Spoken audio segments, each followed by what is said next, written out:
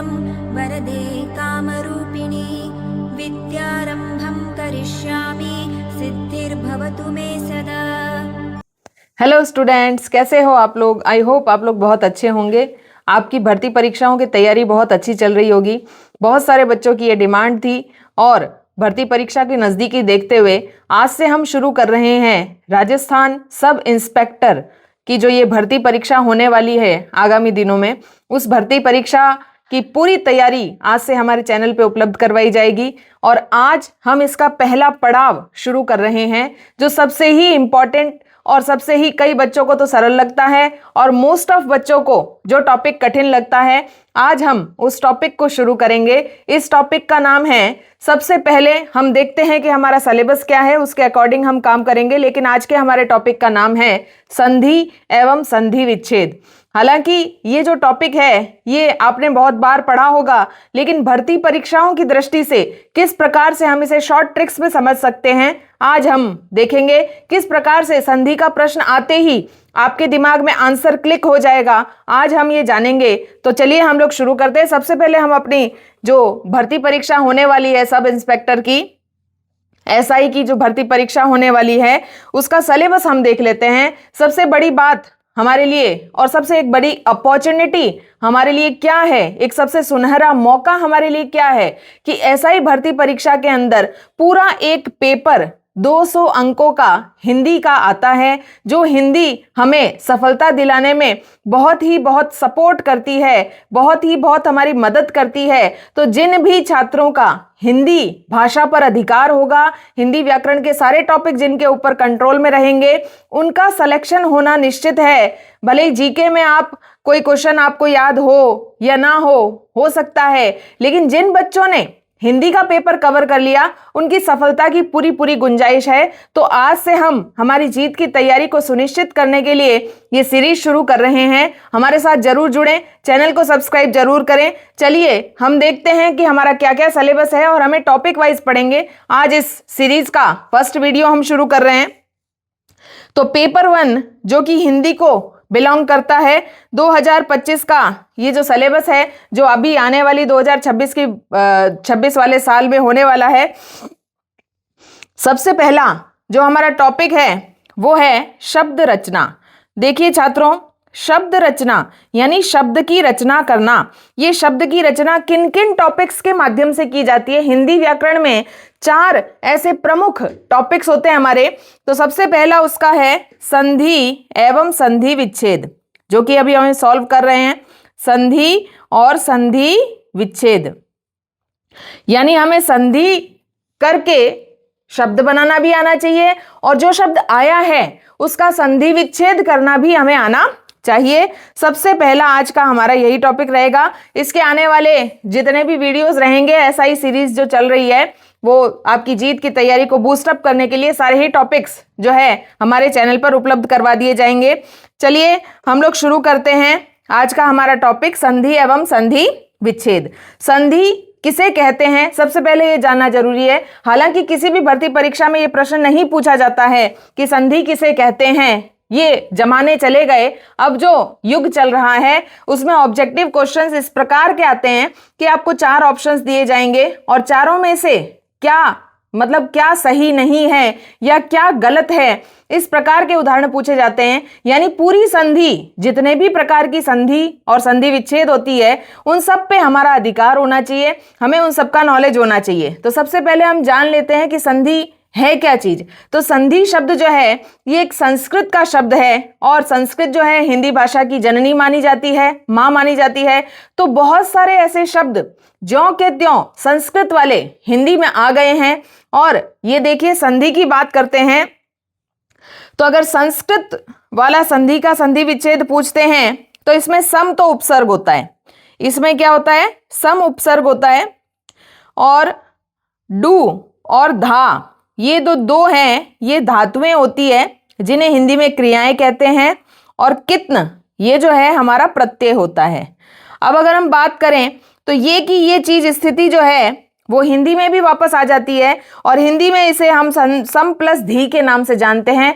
कित्न प्रत्यय जो प्रत्यय, जो वे शब्दांश होते हैं जो शब्द के अंत में जुड़ते हैं, उनमें से ई की मात्रा बचती है और सम उपसर्ग में धी यानी धा का धी हो गया। ये प्रक्रिया हमें समझने की आवश्यकता नहीं है, हमें सिर्फ इतना याद रखना है कि सम प्लस धी, इसके योग से जो शब्द निष्पन्न हुआ उसे हम इस प्रकार से संधि भी लिख सकते हैं या हम इस प्रकार से अनुस्वार पूर्वक संधि भी लिख सकते हैं। ये दोनों ही शब्द सही माने जाते हैं और ये भी एक संधि का उदाहरण है जिसे अनुस्वार संधि कहते हैं, जिसके अंदर जो ये म हलंत होता है ये न में या अनुस्वार में बदल जाता है। तो चलिए हम बात करते हैं संधि का अर्थ क्या होता है। मेल या मिलाना, किसी भी दो वर्णों को, दो स्वरों को या विसर्ग के स्थान पर परिवर्तित हुए कोई व्यंजन को आपस में मिला देने को हम संधि कहते हैं। जब दो शब्द पास पास आते हैं तो एक दूसरे की निकटता के कारण पहले शब्द के अंतिम वर्ण और दूसरे शब्द के प्रथम वर्ण, यानी यहाँ पे दो स्थितियां होती है।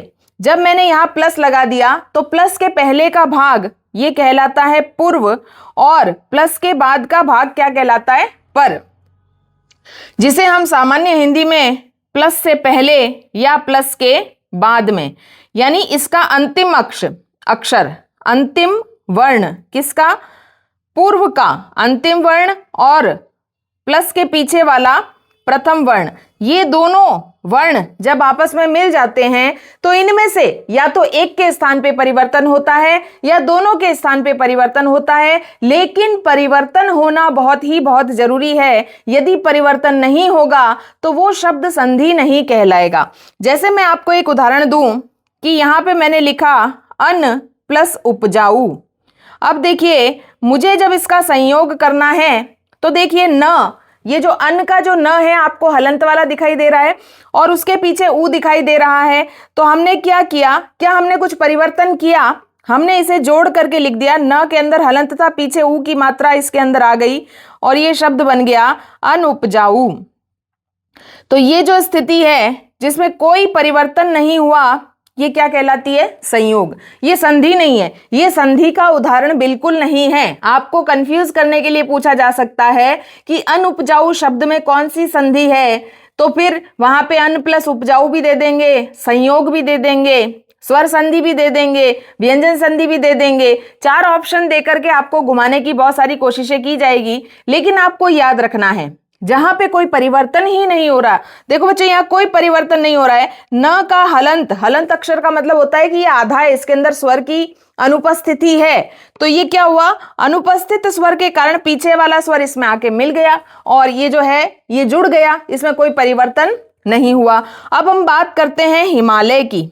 तो यहाँ पे देखिए हिम प्लस आलय। अब ये देखिए बहुत ही सरल शब्द है जिसको हम संधि समझने के लिए, संयोग और संधि में क्या अंतर होता है। म के अंदर पहले से अ मौजूद था, म के अंदर क्या था, अ था, हिम। जब हम म बोल रहे हैं और इसमें हलंत का निशान नहीं है, इसका मतलब इटसेल्फ इसके अंदर पहले से क्या मौजूद है, अ। तो यहां देखिए, यहां हम बात करें तो हिम का म अगर हलंत लगाएं तो इसमें से क्या निकला, अ, और पीछे क्या था, आलय। तो यहां देखिए ये एक तो था अ और एक था आ, इन दोनों के स्थान पे हमने एक ही स्वर रख दिया, उसका नाम है आ। हमने इन दोनों के स्थान पे एक दीर्घ स्वर रख दिया, ये दीर्घ संधि का उदाहरण है। अब हमने इसको जोड़ दिया तो हमारा शब्द बन गया हिमालय। ये जो उदाहरण बना है ये किसका बना है, ये संधि, और संधि में भी कौन सी संधि, दीर्घ संधि।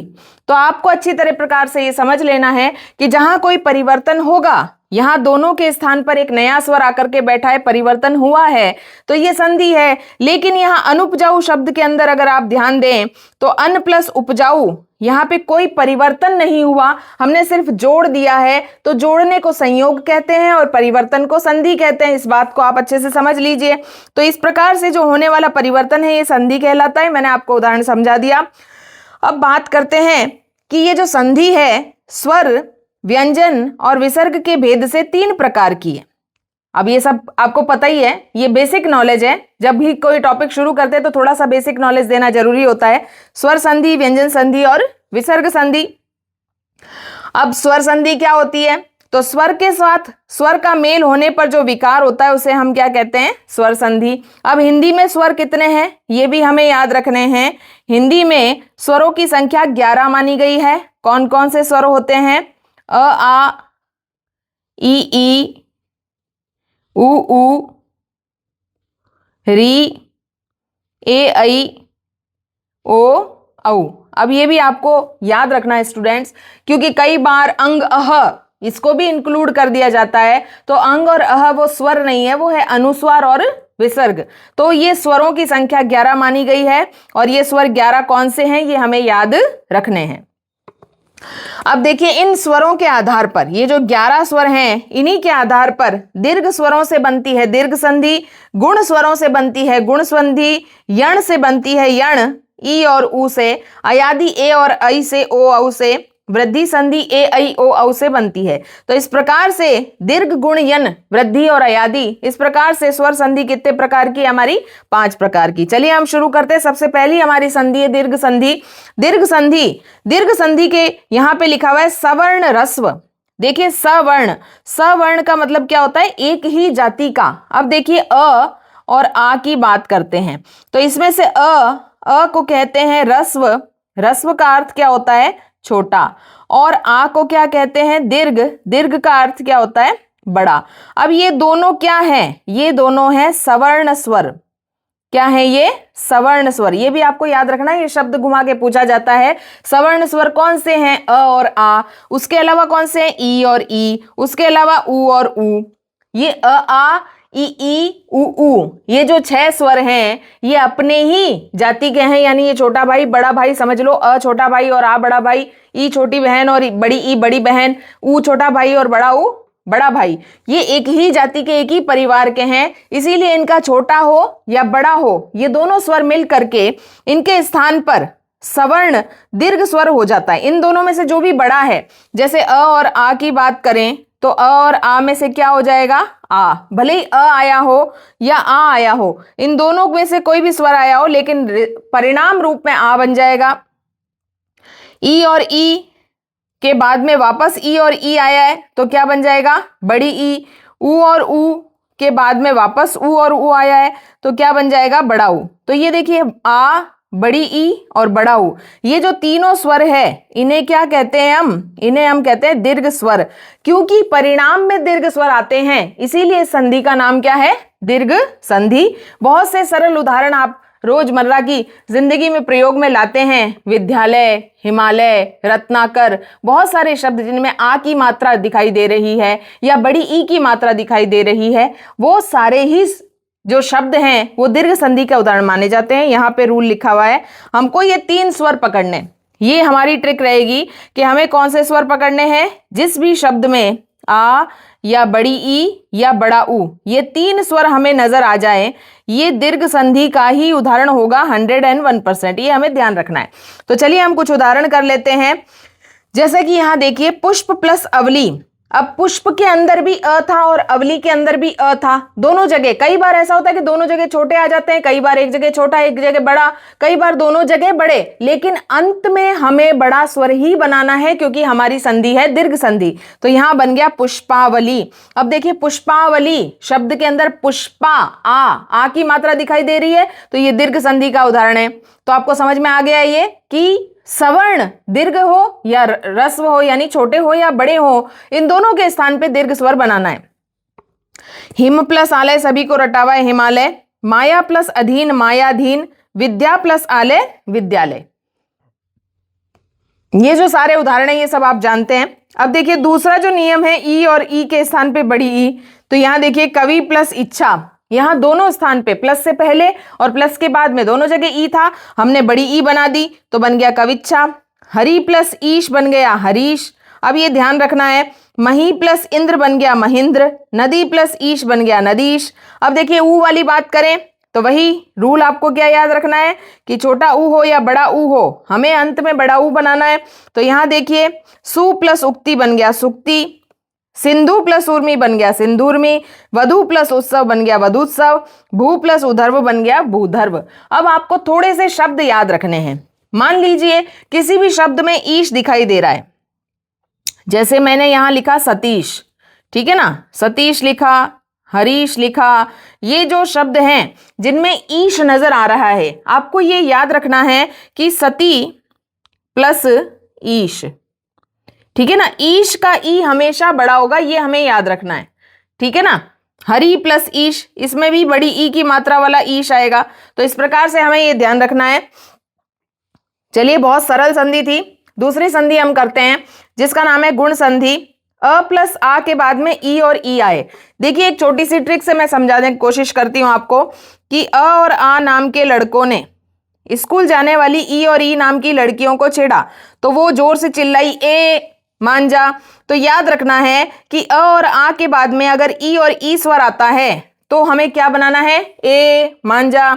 अब देखिए, अ और आ नाम के लड़के, अब ये जाते हैं, कॉलेज की लड़कियां ऊ और ऊ, तो कॉलेज की लड़कियों को छेड़ते तो बोलती ओ, हमें छेड़ने की कोशिश ना करें क्योंकि हमारे पिताजी खुद ऐसा ही हैं।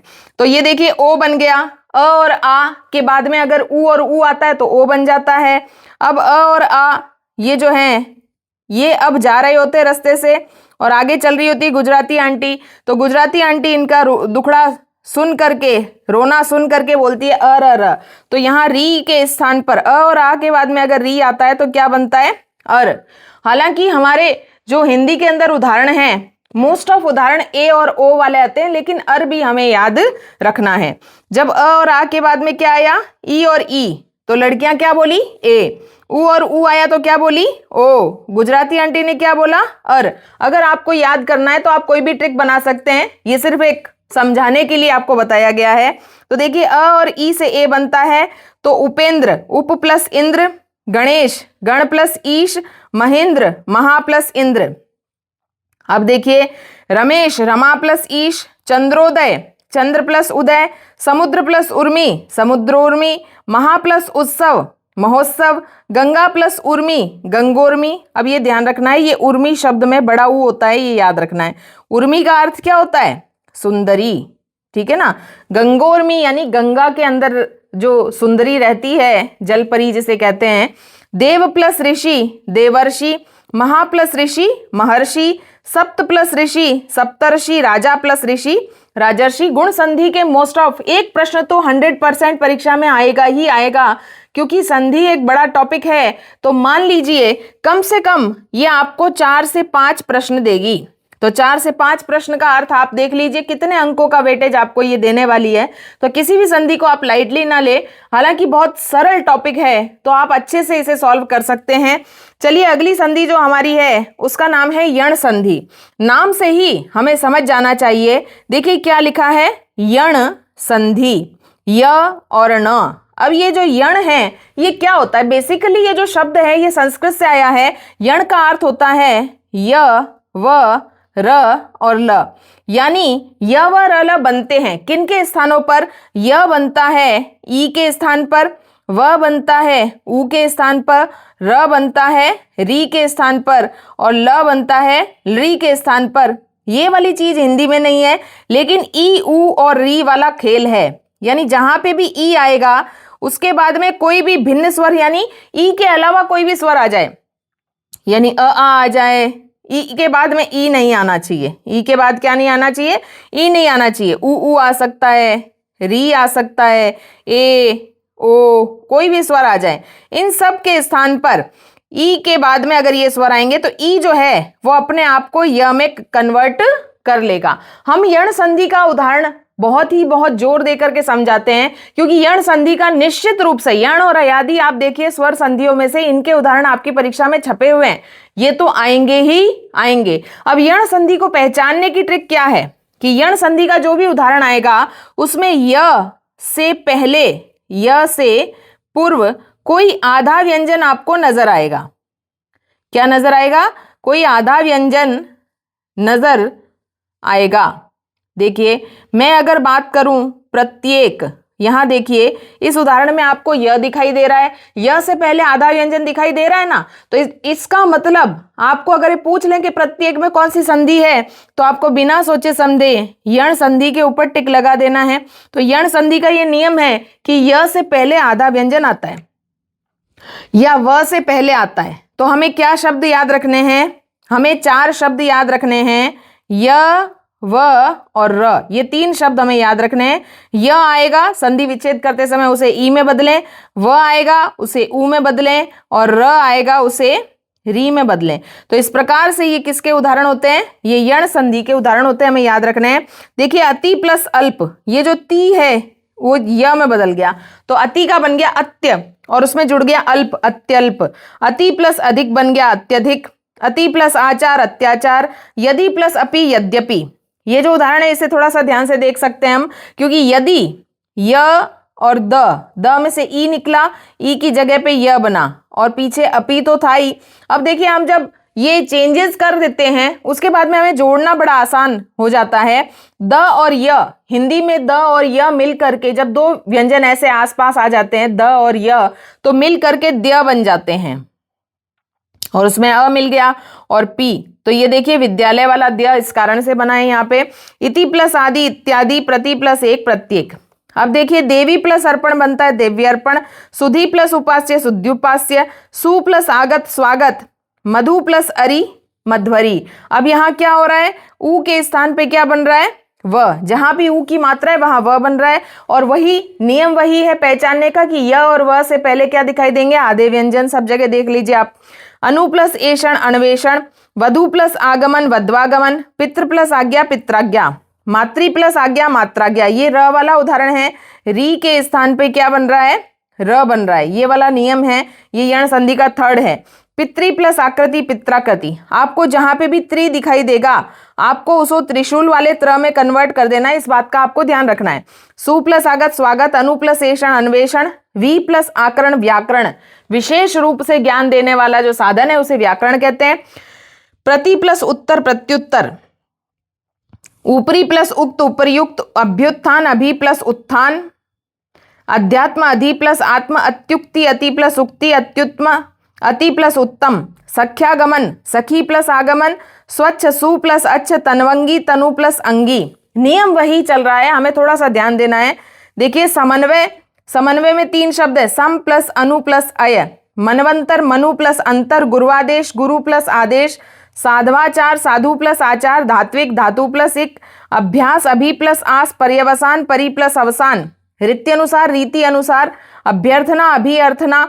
प्रत्यभिज्ञ, प्रति प्लस अभिज्ञ। प्रत्युपकार, प्रति उपकार। त्रयंबक, त्रि प्लस अंबक। यहां अंबक शब्द का अर्थ क्या होता है? नेत्र। तो 3 नेत्रों वाले हैं जो वो त्रयंबक कहलाते हैं। अत्यल्प, अति अल्प। जात्याभिमान, जाति अभिमान। गत्यानुसार, गति अनुसार। देव्यागमन, देवी आगमन। गुरुवोदार्य, गुरु औदार्य। लघुवोष्ठ, लघु ओष्ठ। मातृ उपदेश। परि प्लस आवरण। ध्वनि प्लस आत्मक। अभि प्लस आगत। अति प्लस आचार। वी प्लस आख्यान। जितने प्रश्नों का आप अभ्यास करेंगे उतना ही आपकी संधि पक्की होती चली जाएगी। अगली अयादि संधि, नाम क्या है इसका? अय आदि। याद देखिए इसका संधि विच्छेद ही कर दो। अय प्लस आदि क्या बन गया? अयादि। ए की जगह पे बनता है अय, आई की जगह पे बनता है आय, ओ की जगह पे अव और औ की जगह पे आव। अब जैसा कि मैंने आपको ऊपर बताया यण संधि में य और व से पहले आधे व्यंजन थे और अयादि संधि में य और व से पहले अ या आ की मात्रा वाले स्वर जरूर दिखाई देंगे। ये इसकी पहचान है। उदाहरण देखते हैं। ने प्लस अयन, नयन। शे प्लस अयन, शयन। नई प्लस अक, नायक। अब ये आपको याद रखना है। ए की जगह पे क्या बनता है? अय। आई की जगह पे क्या बनता है? आय। ओ की जगह पे क्या बनता है? अव। और औ की जगह पे क्या बनता है? आव। छोटा बड़ा याद रखिए। अय आय, अव आव। ठीक है, इस प्रकार से आप याद कर सकते हैं। गई प्लस अक, गायक। अब देखिए जहां सिंगल मात्रा होगी वहां पे अय लगाना है और जहां डबल मात्रा होगी वहां पे आय लगाना है। देखिए यहाँ पे डबल मात्रा थी तो गाय बन गया। गई का गायक, गायिका। नई प्लस नायिका। पो का ओ की जगह क्या बनता है? अव। पवन। पो का पवित्र। अब औ आ गया, आव बनेगा। देखो पौ का पावक। भऊ का भावुक। भऊ प्लस एश, भावेश। नायक, नई प्लस अक। गायक, गई प्लस अक। गायन, गई प्लस अन। विधायक, विधई प्लस अक। पवन, पो प्लस अन। हवन, हो प्लस अन। शावक, शो प्लस अक। नाविक, नो प्लस इक। इस प्रकार से हमने देखा कि यण और अयादि थोड़ी थोड़ी सी भेद से सिमिलर मानी जाती है। लास्ट है हमारी वृद्धि संधि, अ प्लस ए आई बन गया, अ प्लस ए आई बन गया, यानी अ या आ, इसके बाद में ए या आई आएंगे तो क्या बनेगा, आई। अ या आ, इसके बाद में ओ या औ आएंगे तो क्या बनेगा, औ। ये क्योंकि वृद्धि स्वर माने जाते हैं। ये जो आई और औ है, ये क्या है, आई और औ, इसको क्या कहते हैं, ये कहलाते हैं वृद्धि स्वर। इसीलिए इस संधि को क्या कहते हैं, वृद्धि संधि कहते हैं। इस बात का हमें ध्यान रखना है। अब वैसे भी एक सिंपल सा रूल है कि जिस भी शब्द के ऊपर डबल कलंगी, डबल मात्रा, जैसे कि यहां पे मैंने लिखा पुत्रेषणा, आपको यहां कितनी मात्रा दिखाई दे रही है, ऊपर डबल। तो जहां पे भी आपको डबल मात्रा दिखाई दे जाए और पूछ लिया जाए ये कौन सी संधि है, तो वृद्धि संधि माननी है। पुत्र प्लस एषणा पुत्रेषणा, मत प्लस ऐक्य मतेक्य, सदा प्लस एव सदैव, महा प्लस ऐश्वर्य महेश्वर्य, जल प्लस ओकस जलोकस, परम प्लस औषध परमौषध, महा प्लस औषधि महोषधि, महा प्लस औदार्य महोदार्य, प्रिय प्लस एशी प्रियेशी, पुत्र प्लस एषणा पुत्रेषणा, लोक प्लस एषणा लोकेषणा। एषणा का अर्थ होता है चाहत या इच्छा। देव प्लस औदार्य देवोदार्य, परम प्लस औषध परमौषध, हित प्लस एशी हितेशी, जल प्लस ओद जलोद वनौषधि, वन प्लस औषधि धनेश धने प्लस एशी, महोदार्य महाऔदार्य, विश्वैक्य विश्व प्लस ऐक्य, स्वैच्छिक स्व प्लस ऐच्छिक, और महेश्वर्य महा प्लस ऐश्वर्य। इस प्रकार से हमें ध्यान रखना है। चलिए सेकंड हमारी संधि है जिसका नाम है व्यंजन संधि। नाम से स्पष्ट हो रहा है व्यंजन संधि यानी व्यंजन के स्थान पे कोई ना कोई चेंजेस होंगे। अब देखिए उसे व्यंजन संधि कहते हैं।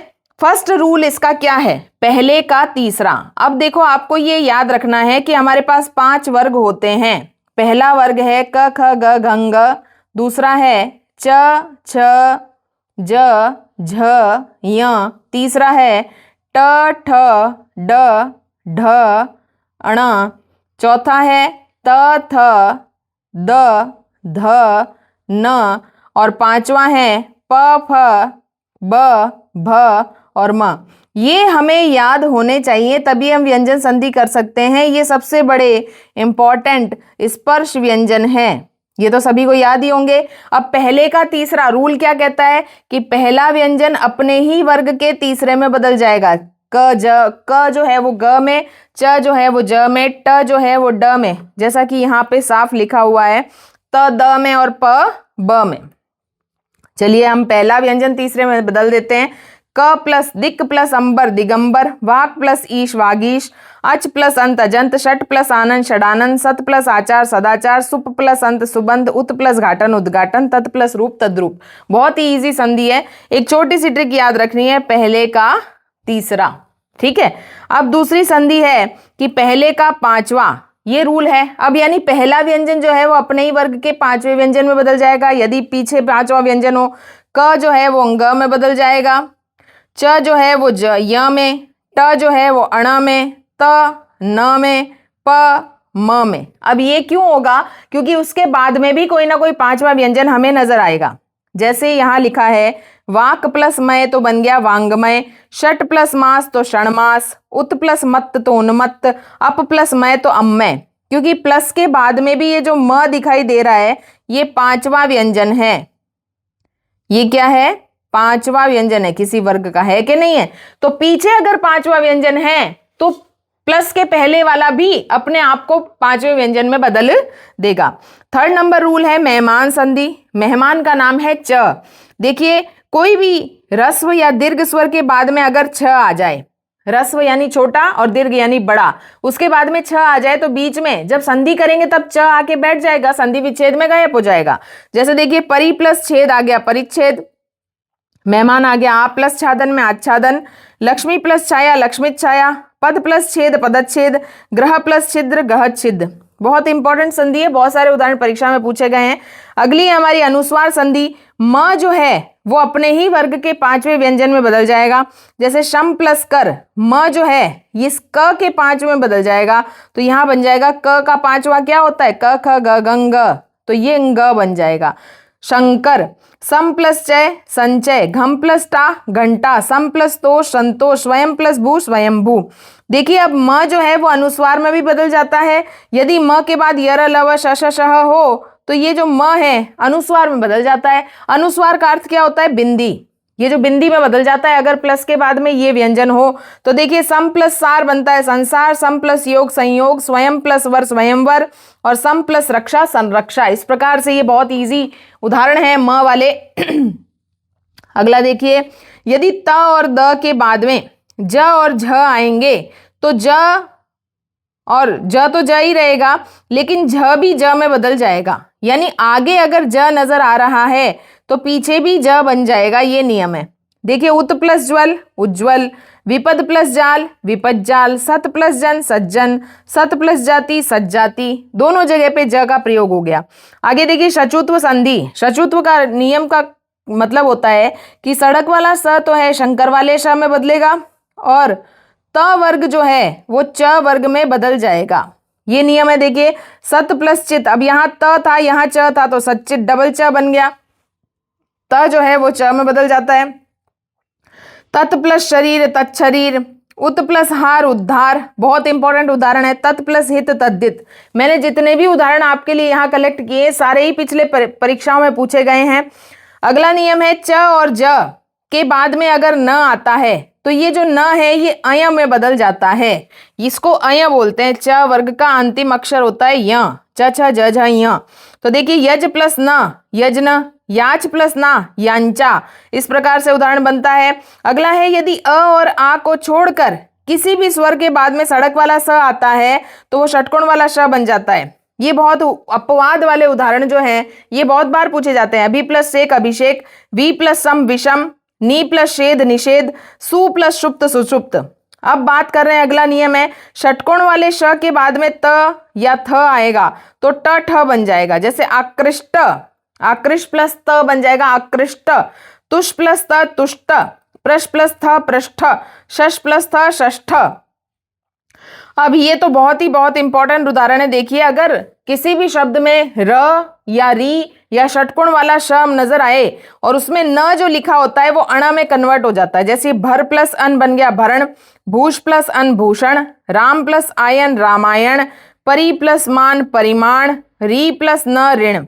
अब देखिए कुछ इंपॉर्टेंट शब्द उनके संधि विच्छेद देख लेते हैं। ऋग्वेद होता है ऋग प्लस वेद, सद्धर्म सत प्लस धर्म, जगदाधार जगत प्लस आधार, उद्वेग उत प्लस वेग, अजंत अच प्लस अंत, षडंग षट प्लस अंग, जगदम्बा जगत प्लस अम्बा, जगत गुरु जगत प्लस गुरु, जगत जननी उज्ज्वल उत प्लस ज्वल, सज्जन सत प्लस जन, सदात्मा सत प्लस आत्मा, सदानंद सत प्लस आनंद, स्यादवाद स्याद प्लस वाद, सदवेग सत प्लस वेग, छत्र छाया, परिच्छेद परि प्लस छेद, संतोष सम प्लस तोष, आच्छादन आ प्लस छादन, उच्चारण उत प्लस चारण, जगन्नाथ जगत प्लस नाथ, जगन मोहिनी जगत प्लस मोहिनी, श्रावण श्रो प्लस अन, विश्वामित्र विश्व प्लस अमित्र, प्रतिकार प्रति प्लस कार, दिवारात्रि षड दर्शन षट प्लस दर्शन, वागीश वाक प्लस ईश, उन्मत्त उत प्लस मत्त, दिग्ज्ञान दिक प्लस ज्ञान, वाकदान। वाकदान शब्द का अर्थ याद रखें छात्रों, वाकदान का अर्थ होता है सगाई, सगाई करते हैं ना, रिंग सेरेमनी। वाक व्यापार, दिक प्लस अंत दिगंत, सम्यक दर्शन, दिक प्लस विजय दिग्विजय, नी प्लस सहाय निस्सहाय, निस्सार नी प्लस सार, निश्चल नी प्लस चल, निष्कलुष निहि प्लस कलुष, निष्काम निष प्लस काम, निष्कासन निहि प्लस काशन, निश्चय निहि प्लस चय, दुष्चरित्र दुह प्लस चरित्र, निष्प्रयोजन निहि प्लस प्रयोजन, निष्प्राण निष्प्रप्राण, निहि प्लस प्रभ निष्प्रभ, निहि प्लस पालक निष्पालक, निष्पाप निहि प्लस पाप, प्राणी विज्ञान प्राणी प्लस विज्ञान, योगीश्वर योगी प्लस ईश्वर, स्वामी भक्त स्वामी प्लस भक्त, युववाणी युवण वाणी युवाओं की वाणी, मनीषा मनस प्लस ईशा, दुर्दशा दुह प्लस दशा, दुर्लभ दुर प्लस लब, निर्भय निह प्लस लब, यशो भूमि यशा प्लस भूमि, उन्नयन उत प्लस नयन, सन्मान सत प्लस मान, सन्निकट सम प्लस निकट, दम प्लस डर दंड, संत्रास सम प्लस त्रास, सच्चिदानंद सत प्लस चित प्लस आनंद, यावत जीवन तदजन्य, परोक्ष पर प्लस उक्ष, सारंग सार प्लस अंग, अनुषंगी अनु प्लस संगी, सुषुप्त शु प्लस शुप्त, प्रतिषेध प्रति प्लस शेद। विसर्ग संधि हम कर लेते हैं, ये जो हमारी लास्ट संधि है, ये सारे उदाहरण परीक्षाओं में आए हुए थे इसलिए मैंने आपके लिए कलेक्ट किए। विसर्ग संधि हालांकि संस्कृत में होती है क्योंकि हिंदी में तो विसर्गों का प्रयोग होता नहीं है, लेकिन विसर्ग युक्त शब्द हिंदी में प्रयोग में लाए जाते हैं, जैसे कि अतः, पुनः, प्राय, शनै शनै। अब देखिए ये जो शब्द है मनः, तेज, आयु, हरि, इसके स्थान पर हम हिंदी में मन, तेज, आयु, हरि शब्द चलाते हैं तो विसर्ग संधि तो हो ही नहीं सकती, लेकिन फिर भी संस्कृत वाले शब्दों को ट्रेडिशनली हम हिंदी में प्रयोग में लाते हैं, इसलिए विसर्ग संधि को हमें पढ़ना पड़ता है। विसर्ग के साथ स्वर या व्यंजन के संयोग से जो विकार होता है उसे विसर्ग संधि कहते हैं। प्रमुख नियम देखिए, यदि विसर्ग के बाद में श श श कोई भी श आ जाए तो विसर्ग जो है वो श श श में ही बदल जाएगा। जैसे देखिए निहि प्लस शंक बन गया निशंक, जो पीछे श होगा वही वाला श बन जाएगा। दु प्लस शासन दुशासन, निहि प्लस संदेह निस्संदेह, निहि प्लस संग निस्संग, निहि प्लस शब्द निशब्द, निहि प्लस स्वार्थ निस्वार्थ। दूसरा नियम है विसर्ग से पहले ई या ऊ हो तो विसर्ग जो है र हो तो उस विसर्ग का लोप हो जाएगा। जैसे निहि प्लस रव नीरव, यहाँ दो काम हुए हैं। देखिए एक तो विसर्ग का भी लोप हुआ और उससे पहले वाली मात्रा भी दीर्घ हो गई, यहाँ नी का नी बन गया क्योंकि पीछे र था। अगर पीछे र आएगा तो दो काम होंगे, विसर्ग भी गायब हो जाएगा और उससे पहले वाली मात्रा भी बड़ी हो जाएगी। चलिए आगे देखते हैं। विसर्ग के बाद में च छ ट ठ या त थ हो तो विसर्ग श, यानी च छ अगर आएगा तो विसर्ग श में बदलेगा षटकोण वाले में, ट ठ आएगा तो षटकोण वाले में, और त थ आएगा तो सड़क वाले स में बदल जाएगा। जैसे देखिए निहि प्लस तार, यहाँ त था तो सड़क वाला सा बन गया निस्तार, यहाँ च था तो शंकर वाला बन गया दुष्चरित्र, यहाँ छ था निश्चल, धनु प्लस टंकार, यहाँ ट था षटकोण वाला बन गया, नी प्लस ठुर निष्ठुर। अब देखिए विसर्ग के बाद में क ख या प फ रहने पर विसर्ग में कोई परिवर्तन नहीं होता। जैसे प्रातः प्लस काल प्रातः काल ही रहता है, पयः प्लस पान पयः पान, अंतः प्लस करण अंतःकरण। यदि विसर्ग से पहले अ या आ को छोड़कर कोई दूसरा स्वर हो तो वर्ग के तृतीय चतुर्थ और पंचम वर्ण या यर लव के स्थान पे विसर्ग र में बदल जाता है। हमें कुछ भी ध्यान नहीं रखना है, हमें सिर्फ इतनी सी बात ध्यान रखनी है कि विसर्ग के बाद में 3 4 5 यानी तीसरा चौथा पांचवा व्यंजन आए तो विसर्ग को र में कन्वर्ट कर देना। जैसे दुह प्लस निवार दुर्निवार, दुह प्लस बोध दुर्बोध। अब देखिए ये जो र था ये आधा था इसलिए ऊपर मात्रा के रूप में चढ़ गया। निहि प्लस गुण निर्गुण, निहि प्लस आधार निराधार, निहि प्लस धन निर्धन, निहि प्लस झर निर्झर। आगे वाला नियम है कि विसर्ग से पहले अ आ को छोड़कर कोई अन्य स्वर आए तो भी विसर्ग र में बदल जाएगा। जैसे निहि प्लस आशा निराशा, निहि प्लस ईह निरीह, निहि प्लस उपाय निरुपाय, निहि प्लस अर्थक निरर्थक। अगला नियम कहता है विसर्ग से पहले अगर अ आ जाता है तो विसर्ग ओ में कन्वर्ट हो जाएगा। देखिए मनः प्लस विकार मनोविकार, मनः प्लस रथ मनोरथ, पुरः प्लस हित पुरोहित, मनो प्लस रम मनोरम। विसर्ग से पहले ई या ऊ आए तो क ख प फ आए तो विसर्ग षटकोण वाले श में बदलेगा। निहि प्लस कर्म निष्कर्म, निहि प्लस काम निष्काम, निहि प्लस करुण निष्करुण, निहि प्लस पाप निष्पाप, निहि प्लस कपट निष्कपट, निहि प्लस फल निष्फल।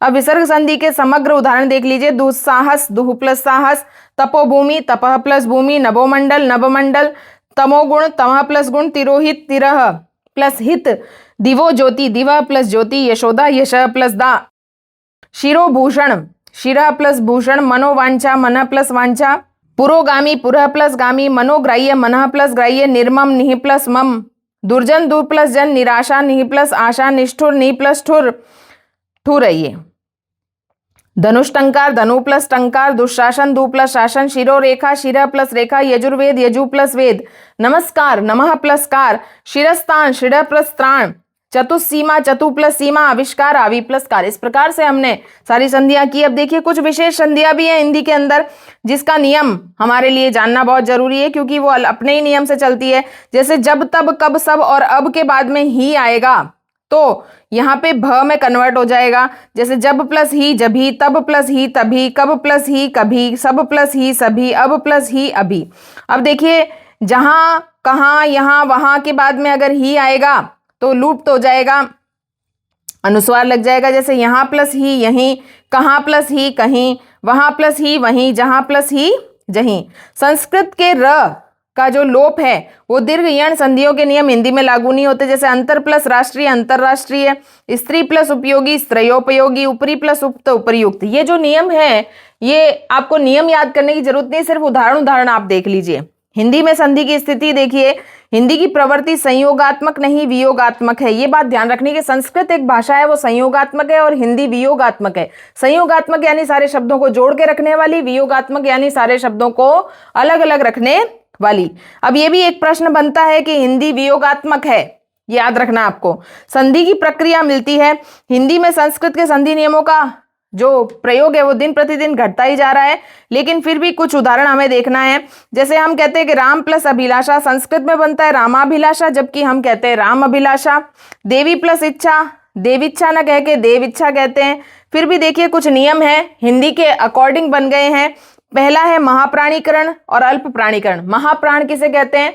जिनको बोलने में प्राण यानी श्वास ज्यादा लगाने लगे। कुछ ऐसे व्यंजन हैं जैसे अल्प प्राण कौन से होते हैं? सारे ही स्वर और 1, 3, 5 व्यंजन, ठीक है। और महाप्राण कौन से होते हैं? महाप्राण होते हैं दूसरे और चौथे व्यंजन। अब ये कौन से व्यंजनों की बात कर रही हूं, याद रखना है। क ख ग ग घ में से पहला नंबर, तीसरा नंबर, पांचवा नंबर, दूसरा नंबर और चौथा नंबर, प्लस श, श, स और ह, ये चारों व्यंजन, ठीक है। तो अल्प प्राण और महाप्राणीकरण के हिंदी के नियम के अनुसार भी बन जाता है। जैसे जब प्लस ही जभी, कब प्लस ही कभी, तब प्लस ही तभी, अब प्लस भी अभी।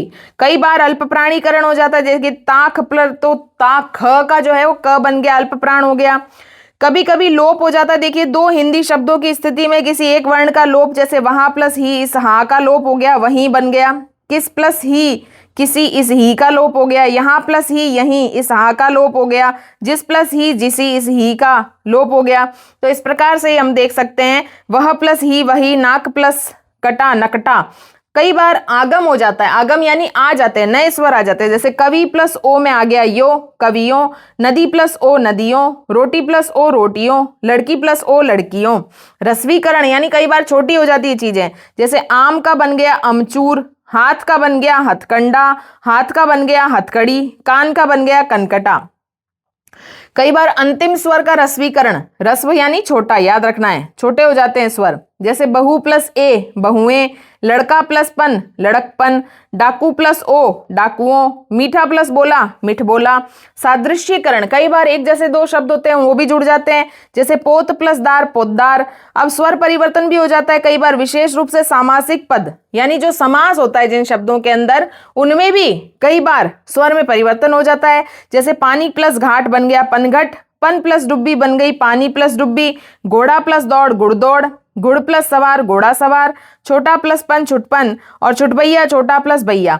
इस प्रकार से हमने देखा कि मैंने आपको सारी ही संधियां करवा दी, उसके सुपर मोस्ट इंपॉर्टेंट एग्जाम्पल भी करवा दिए। अगली जो हमारा वीडियो रहने वाला है वो संधि से रिलेटेड अभी जितने लेटेस्ट परीक्षा हुई है और पुरानी परीक्षा हुई है, इसमें सारे ही PYQ संधि के मैं आपको सॉल्व करवा दूंगी, विशेष करके ऐसा ही भर्ती परीक्षा में जो पूछे गए हैं, ताकि एक आपको आइडिया हो जाएगा। ये जो वीडियो था, ये वीडियो था रूल का, ट्रिक्स का और एग्जाम्पल्स का। नेक्स्ट वीडियो के लिए आप वेट जरूर करें, इंतजार जरूर करें। वीडियो को लाइक करें, चैनल को सब्सक्राइब करें। जय श्री कृष्णा, थैंक यू।